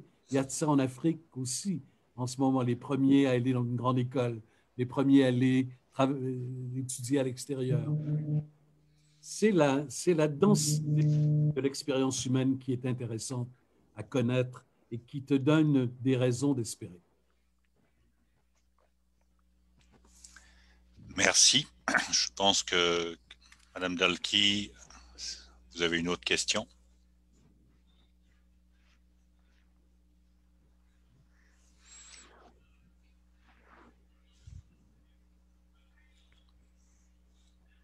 Oui, bonjour.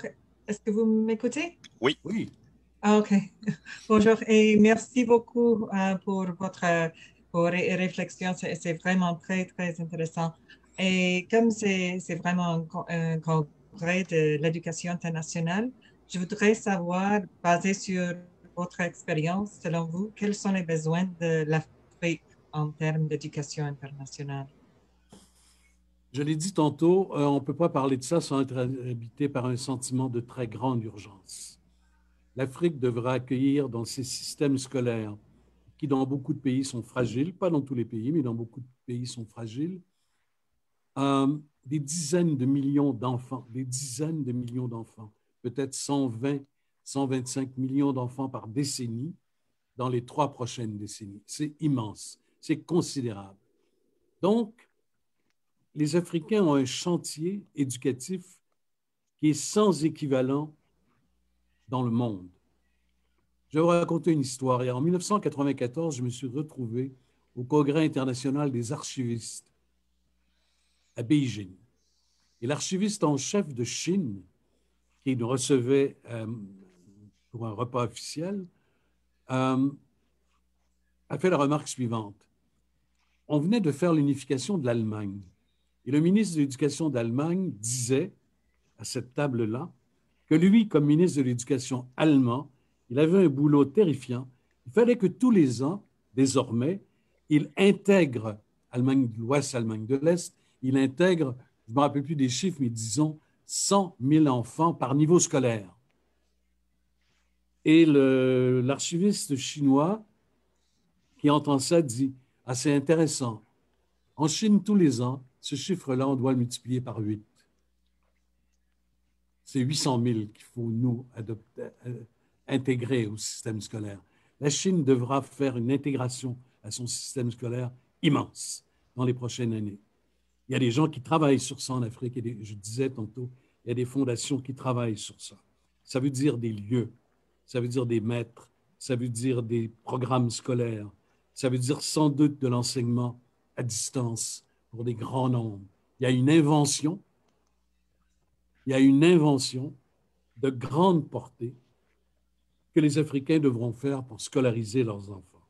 Et on a intérêt, eux ont intérêt d'abord, et nous avec eux, à ce que les enfants d'Afrique en 2025, 2030, 2040 soient scolarisés.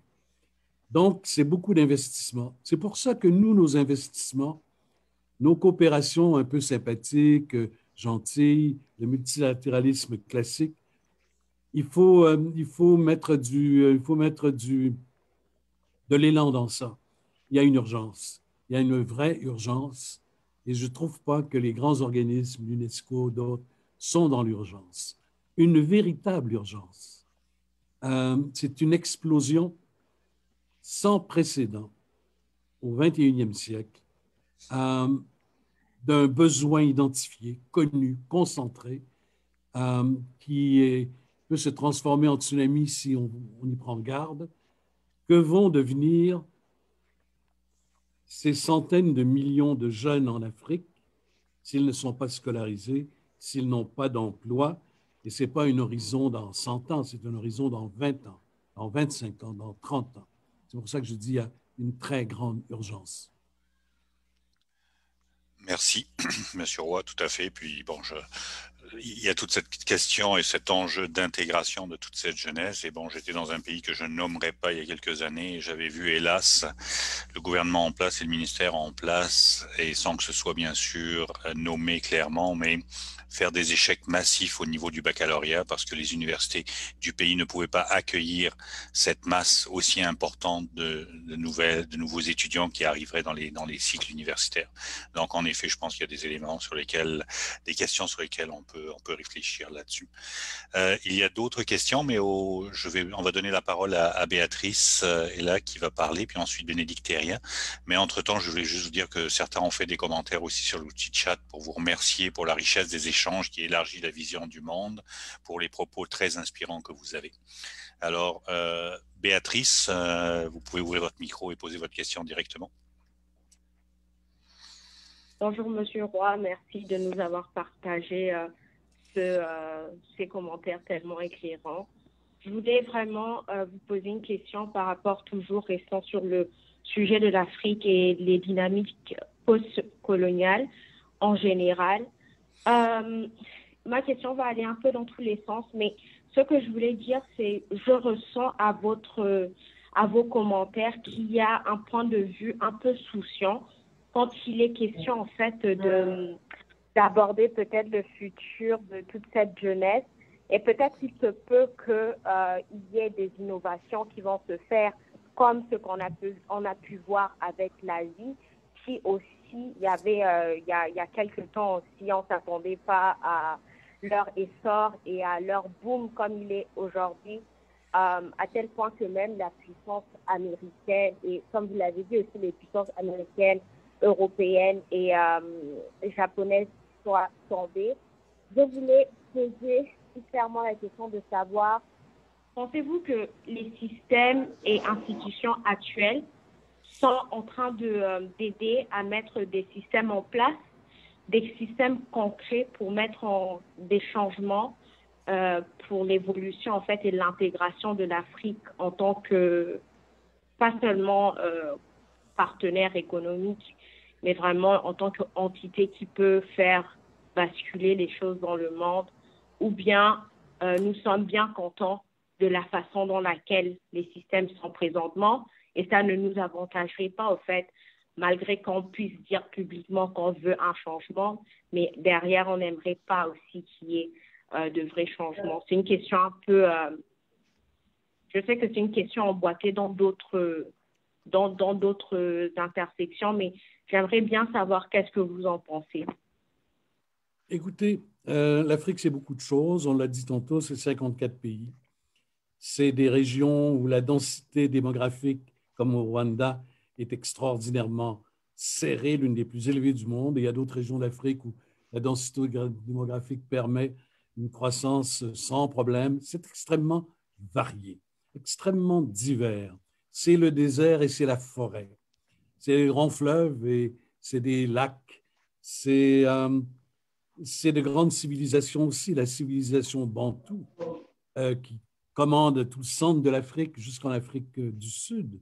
C'est une très grande civilisation avec ses visions cosmologiques, avec sa connaissance astronomique, astrologique, avec une médecine, avec plein de choses majeures, une conception de la vie, la civilisation bantoue, mais à côté, il y a la civilisation Peul. C'est extrêmement compliqué. L'Afrique n'est pas une entité, c'est un peu comme l'Europe. Entre la Suède et la Grèce, il y a des différences énormes. Entre certains pays africains, c'est un peu la même chose. Ce que l'Afrique est en train de devenir, et je crois qu'on le doit à la Chine. Je crois que c'est la première fois dans l'histoire postcoloniale, donc dans la période actuelle, qu'un grand pays a considéré le continent africain comme un marché,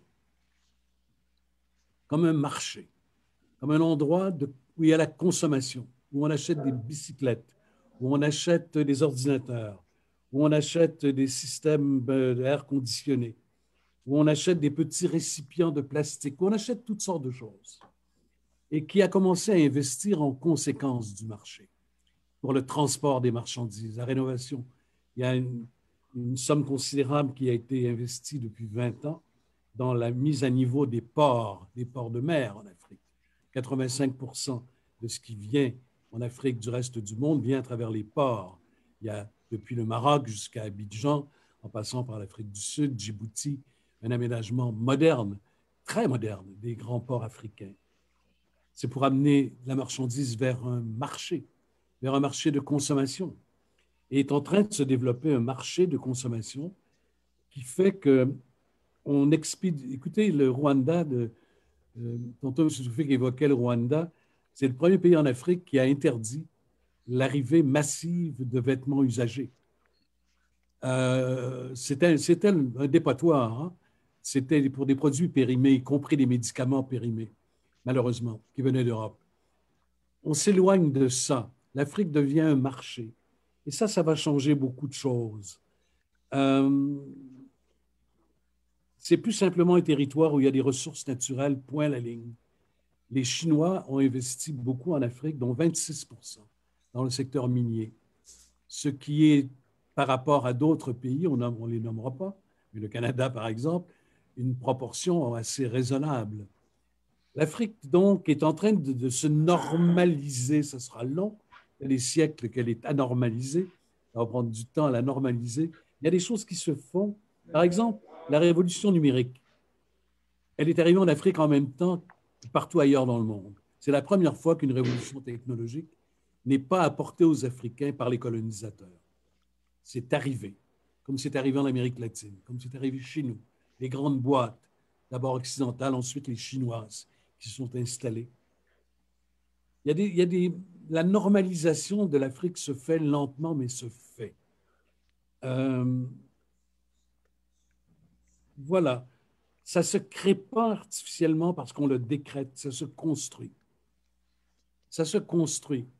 Le e-commerce, par exemple, les gens n'ont l'air d'ignorer, ne savent pas que c'est en train vraiment de se développer. En Afrique, notamment chez les plus jeunes, on parle toujours de l'usage du numérique dans les banques, dans les transactions entre les clients bancaires et les institutions bancaires et entre les clients entre eux. Mais dans le e-commerce, c'est en train de vraiment se développer. Alibaba, la grande maison chinoise, et qui a acheté les petites boîtes qui s'étaient créées en Afrique, est en train de développer un grand secteur. L'Afrique était aussi le lieu qui recevait ce qui était fabriqué, fait ailleurs. Tranquillement, on fabrique en Afrique maintenant, y compris dans le numérique. On crée des laboratoires. Facebook, Google, tous les autres créent des installations au Ghana, au Nigeria, au Kenya. Ce n'est pas simplement maintenant un lieu où on déverse du stock, c'est un lieu où on produit. Et puis les Africains produisent aussi. Il y a des jeunes Africains qui ont créé des téléphones intelligents, pas chers, qu'ils ont commercialisés, qui marchent plutôt. La normalisation se fait lentement. Est-ce que la vague démographique va la faciliter ou va la ralentir? Je ne sais pas quoi répondre à cette question-là. Merci. En effet, il y a des beaux exemples, M. Roy. Bon, on parle encore du Rwanda, mais le Rwanda a été le premier pays aussi qui a banni le plastique de manière gouvernementale. Et Kigali a été désigné il y a quelques années qu'il est encore la 7e ville la plus propre au monde. Et je me souviens d'être arrivé à Kigali avec ma valise nord-américaine saran wrappée et qu'on m'a interdit de rentrer sur le territoire rwandais tant que j'enlevais pas ce plastique-là et que j'allais jeter moi-même dans une poubelle à cet effet-là. Et voilà. Alors, nous sommes arrivés au terme, mais je veux quand même donner la dernière question à Bénédicte Thérien. Merci beaucoup, M. Roy, pour votre très inspirante présentation et je voudrais continuer à être inspirée. Alors, dans la foulée de votre précédente réponse, de voir l'Afrique comme un marché. J'aimerais vous entendre sur peut-être des modèles de partenariat plus gagnant-gagnant entre les universités canadiennes et les universités africaines. Je sais que c'est difficile de faire un amalgame avec l'Afrique au complet, mais quand même, vous pourrez nuancer. On peut parler de tout simplement des doubles diplômes, des co-tutelles, mais au-delà de ça, on se fait souvent approcher pour des programmes délocalisés ou pour carrément s'y implanter. On observe beaucoup d'universités privées françaises ou américaines, pour ne nommer que celles-là, qui s'y implantent avec leur propre bannière. Dans certains pays, les universités privées prennent de plus en plus de place et de marché, des fois au détriment du public. Donc, j'aimerais vous entendre là-dessus. Quelle est votre vision pour continuer de nous inspirer en tant qu'université canadienne dans un partenariat gagnant-gagnant? Vous voulez vraiment une réponse? C'est une question difficile. C'est une question extrêmement difficile. Vous avez parlé de parité de mobilité tout à l'heure. C'était une piste. Il y a des choses à construire, le nouveau multilatéralisme à construire. Par exemple, moi, je ne crois pas qu'on va passer d'un système à l'autre, même s'il y a urgence. Là, il y a une phase d'expérimentation. Ça voudrait dire quoi si demain matin, une université du Canada disait « Je vise dans les 5 prochaines années à ce que mes étudiants propres, donc canadiens, en nombre équivalent à étudiants d'Afrique, en nombre équivalent aux étudiants africains que j'accepte dans mon institution. » Ça voudrait dire quoi un programme un programme, disons, dans le secteur de l'agriculture, tripartite, Canada, Chine, Burkina Faso, ou Canada, Chine, CEDEAO. Il y a des choses à expérimenter. Moi, je crois qu'il faut absolument se rapprocher de l'Asie, d'abord parce qu'elle a des sous, parce qu'elle est plus concrète que nous dans sa coopération. Vous regardez, il y a une entente de coopération qui a été signée entre la Chine et l'Union africaine il y a 10 ans, ça s'appelle 2020. Ça s'appelle 2010 ou 2020, je ne me rappelle plus exactement. C'est extraordinairement concret. J'ai aimé ce que le recteur de l'UQAM, de l'AUF a dit tantôt, créer à plus long terme, investir, c'est-à-dire vérifier ce qu'on a créé avec les partenaires. Est-ce que ça correspond à ce qu'ils attendent, eux? Et est-ce qu'on a créé quelque chose? Ou si on a fait un coup de vent intéressant, qui n'est pas nul, mais qui ne crée pas rien de durable. Compte tenu de l'urgence dont j'ai parlé tantôt, en Afrique, là, on n'a plus le temps de s'amuser, il n'y a plus personne qui a le temps de s'amuser. Il faut trouver des partenaires sérieux, donc des universités qui ont des vrais projets de développement de leur société, contribution au développement de leur société, et y aller à fond de train. Et on n'a pas besoin de se demander quel est le modèle. Il n'y a pas de modèle, mais pensons à l'histoire du Québec. Pensons à la Révolution tranquille. On a créé un grand réseau des cégeps. On a créé le réseau des universités du Québec. Tout ça en quelques brèves années, et tout ça a fait que les régions, que les domaines, on a consolidé notre position économique et culturelle, etc., etc. Où sont les réseaux universitaires africains? Dans quel pays? Où sont les unités, les universités, les grandes écoles qui ont ce dynamisme-là et qu'on pourrait venir appuyer? Un dynamisme pour l'université, mais pour la société dans laquelle ils sont aussi.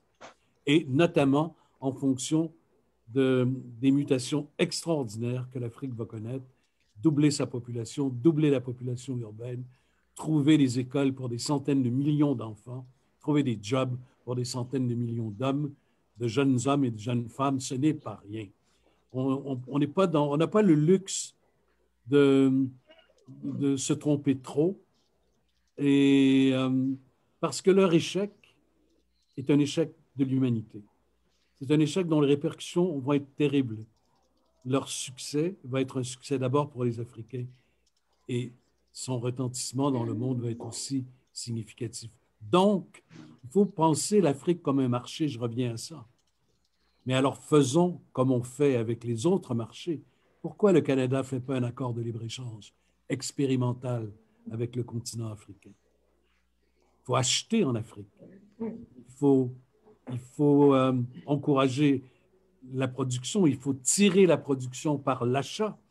Et c'est sûr qu'il va falloir le faire un peu, je dirais, avec du volontariat. Rappelez-vous, il y a peu d'années, l'ACDI avait un fonds d'investissement de 100 millions par année sur le continent africain, très bien accueilli. Ça a été coupé, peu importe, là, on va pas revenir à ça. Mais on ne peut pas se contenter juste... Autrement, le Canada va vraiment se marginaliser complètement. Se contenter juste d'améliorer ce qu'on fait, il faut être beaucoup plus audacieux. Il faut être très audacieux. Pourquoi Hydro-Québec ne retourne pas en Afrique? Il était là à un moment donné. Pourquoi les grandes sociétés au Canada, dans l'Ouest, en Ontario, ne sont pas solidement encouragées à aller vers l'Afrique autrement que dans le secteur culturel? Moi, j'ai siégé pendant des années à EDC. Et on n'avait pas de bureau. EDC avait des bureaux dans le monde pour l'exportation, partout dans le monde. On n'avait pas en Afrique. Et finalement, on a ouvert un bureau en Afrique du Sud, bon, on a fait une certaine présence. On devrait être au plan économique beaucoup plus ambitieux et ouvrir ses bureaux au Maroc, ouvrir ses bureaux en Côte d'Ivoire, ouvrir ses bureaux à Kigali, ouvrir ses bureaux, etc., dans 7-8 pays africains. Le temps pour l'Afrique va nous manquer, aux Africains et à ceux qui veulent leur venir en appui, si on ne change pas le paradigme et rapidement. Merci beaucoup, Monsieur Roy. En effet, je voulais justement terminer là-dessus. Vous avez anticipé mes mots, définir ce nouveau paradigme dans une vision gagnante-gagnant de tout part, je pense, et déconstruire, décoloniser tous les secteurs. Le secteur d'éducation internationale est touché aussi par ces éléments-là, ces aspects-là. Alors, je veux vous remercier très sincèrement du temps que vous avez bien voulu passer pour partager. Je pense que toutes les personnes qui ont participé ont beaucoup apprécié votre éclairage, votre expertise et vos idées. Alors, je remercie tout le monde là-dessus. Monsieur Roy, ça fait 2 fois que nous collaborons, donc jamais 2 sans 3 on dit alors. Faites-moi signe. Merci beaucoup. Parfait. Et donc j'invite tous les panélistes s'ils veulent à continuer la conversation via le podcast du BCEI. Et bonne continuité dans la conférence de cette semaine. Merci encore à tout le monde. Merci Monsieur Roy.